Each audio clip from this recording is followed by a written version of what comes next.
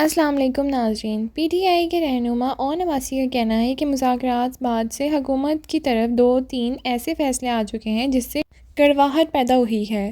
انہوں نے یہ بھی کہا کہ فوجی عدالتوں کا فیصلہ کڑواہٹ کا ایلیمنٹ ہے. ہمیں پتہ ہے کل 190 ملین پاؤنڈز کیس کا فیصلہ کیا آئے گا. 190 ملین پاؤنڈ کا فیصلہ لکھا لکھایا آئے گا. جج صاحب نے صرف پڑھنا ہی ہے. بانی کو نکاح دیگر کیسز میں 10 سال کی سزا ہوئی. عوام نے 8 فروری کو فیصلہ دے دیا تھا. 190 ملین پاؤنڈ کیس کی تفصیلات میں جائیں تو اس کیس میں کچھ بھی نہیں ہے.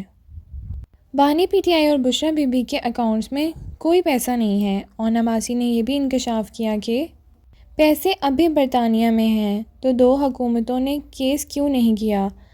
ناظرین، 31 جنوری کے بعد مذاکرات چلیں گے یا نہیں؟ حکومت پی ٹی آئی مذاکرات ان کس کروٹ بیٹھے گا؟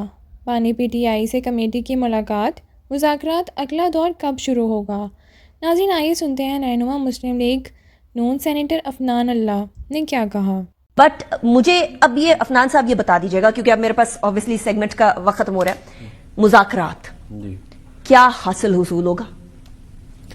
دیکھیں، مذاکرات جو ہیں وہ ڈیپینڈ کرتا ہے پی ٹی آئی کا جو ہے وہ کنڈکٹ کیسا ہے. اگر یہ سیریس ہیں اور یہ کوئی لانگ ٹرم سلوشن پاکستان کے لیے ڈیوائز کرنا چاہتے ہیں جس کے تحت پولیٹیکل سٹیبلٹی آ جائے سسٹم میں اور فری اینڈ فیئر الیکشنز اور مزید کیا کہتے ہیں بہتر الیکشنز ہو سکیں، تو پھر اس کا طریقہ یہی ہے کہ بات چیت کر کے آپس میں بہتر جو ہے وہ ایک سسٹم میں ایوالو کیا جائے، ایک چارٹر بنایا جائے. اور جب آپ یہ بڑے مسئلے حل کرتے ہیں تو پھر اور بہت سارے مسئلے بھی حل ہو جاتے ہیں. اگر آپ پری کنڈیشنز نہ لگائی جائیں، شرطیں نہ لگائی جائیں، یوں کر دیں گے یہ کر دیں گے، اس طرح نہیں ہوتے مذاکرات. آپ بات چیت کرنے سے راستے کھلتے ہیں، اس کے بعد پھر آپ اس کو آگے لے کے جا سکتے ہیں. میں ایک بات ہے، اس کا کیا کریں گے؟ ادھر سے ہو ادھر سے ہو، ان کے ٹویٹ سے ہو یا بات یہ ہے کہ اگر یہ سیز فائر، دیکھیں بات یہ ہے کہ کچھ چیزیں تو رک نہیں سکتی نا، وہ تو مطلب کورٹوں کے فیصلے ہم نہیں روک سکتے. جو معاملات چل رہے ہیں وہ اگر انہوں نے یہی والا بیہیویئر اسی طرح کا رکھا تو بڑا مشکل ہو جائے گا نا کہ اس کو مذاکرات کو کامیاب کرنا. اب ماحول کو بہتر بنانے کی ذمہ داری پی ٹی آئی کی بھی بہت زیادہ بلکہ انہی کی ہے، کیونکہ انہی کی وجہ سے زیادہ مسائل پیدا ہوتے ہیں. ایک بات میں یہ بات کہہ دوں کہ یہ کہہ رہے ہیں کہ پیسے جو ہیں وہ سپریم کورٹ کے اکاؤنٹ میں آئے. ایک کرائم جو ہے وہ یو کے میں ہوا اور اس کے پیسے سپریم کورٹ کے اکاؤنٹ میں کیسے آ گئے؟ اور یہ آپ لوگوں نے ملک ریاض نے جو قسط دینی تھی اس پہ آپ نے ایڈجسٹ کیا، آپ نے اس کو 70 ارب روپے کا فائدہ دیا. عوام کو آپ بے وقوف سمجھتے ہیں کہ باہر سے پیسے آ رہے تھے تو کیونکہ پاکستان آ گئے تو بس ٹھیک ہے. تو بھائی باہر سے اگر کل کو پبی صاحب کے اکاؤنٹ میں پیسے آنے وہ میرے اکاؤنٹ میں آ جائے تو وہ ٹھیک ہوگا؟ اس طرح تو نہیں ہو سکتا نا. آپ لوگوں کو بے وقوف تو نہ سمجھیں. آپ نے کابینہ میں لیٹر بند کر کے پہلے کابینہ کو بے وقوف بنایا، اب آپ عوام کو بھی والی کہانی سنا رہے ہیں.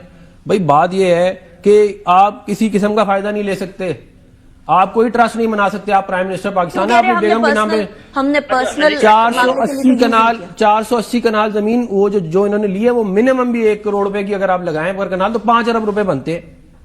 5 ارب روپے کا آپ نے فائدہ لیا ان سے. اور یہ میں آپ کو لکھ کے دینے کے لیے آ رہا ہوں، یہ آرام سے انہوں نے پہلے وہ زمین جو ہے اپنے پولیٹیکل جو ان کے لیڈر ہیں ان کے نام کروائی، اس کے بعد اس کو وہ ٹرسٹ کے نام کرایا جب ان کو زیادہ پریشر آیا.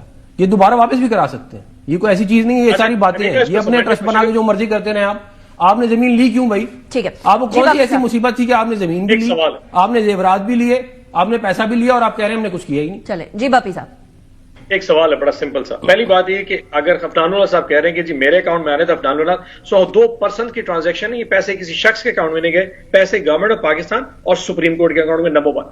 نمبر 2، اگر پرزیوم کر لیتے ہیں کہ نیشنل کرائم ایجنسی یو کے اور ملک ریاض کے درمیان جو ایشو تھا وہ یہ تھا کہ ملک ریاض صاحب وہاں پروو نہیں کر پا رہے تھے کہ جو یو کے میں پیسے پڑے وہ کہاں سے ہے. گورنمنٹ آف پاکستان نے کسی بھی ٹائم تب سے ہماری گورنمنٹ سے لیتے آج تک یہ پروو نہیں کیا کہ وہ کسی کرائم کے نتیجے میں پاکستان سے گئے.